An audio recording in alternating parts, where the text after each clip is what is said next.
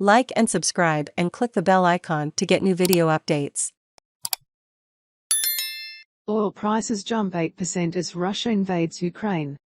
Brent tops $100 for first time since 2014. A worker in an oil field developed by Tatneft, an oil and gas production board, NGDU, of Tatneft. Yegorlayev TASS. Getty Images. Oil prices on Thursday jumped following Russia's invasion of Ukraine, with international benchmark Brent crude surpassing $100 a barrel for the first time since 2014. Brent crude futures rose more than 8.5% to trade at $105.11 a barrel at around midday in London. U.S. West Texas Intermediate futures, meanwhile, climbed over 8.2% to trade at $99.67. WTI had traded above $100 a barrel for the first time since 2014 earlier in the session before pairing gains. Natural gas prices popped 4.1%.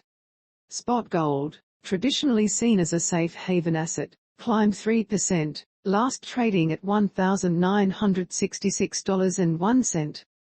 Russian President Vladimir Putin launched an attack on Ukraine early Thursday local time after months of military buildup along the border they both share.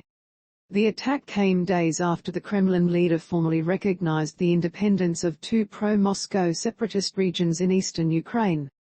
Explosions were heard in Ukraine's capital of Kyiv, NBC News reported. The crisis in Ukraine is changing rapidly and specific reports from the country are difficult to confirm. Ukrainian Foreign Minister Dmytro Kuleba said via Twitter on Thursday that Putin had launched a full-scale invasion of the country, which he described as a war of aggression. Kuleba called on world leaders to stop the Russian president. The time to act is now, he said. The United States, Canada, Britain, the European Union, Australia and Japan were among the countries to announce the first wave of sanctions against Russia earlier this week, targeting banks and wealthy individuals. A second barrage of measures is widely expected shortly. At this stage it is anything but clear what could bring the Russian president to his senses, therefore the situation, the equity and oil markets will remain volatile, Tamas Varga, senior analyst at PVM Oil Associates, said in a research note on Thursday.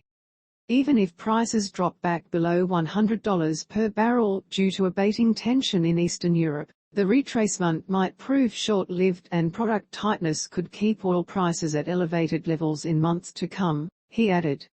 Uncertainty over sanctions response. Matthew Smith, lead oil analyst for the Americas at KPLER, said there may not be an immediate disruption to supply despite Russia's attack. Europe and Russia are very interconnected when it comes to energy, and each side is reliant on the other, he told CNBC's Capital Connection on Thursday. The US and the West will probably not impose sanctions specifically on energy flows, he added. We're not likely to see the supply side of things interrupted, even though everything else is escalating, he said.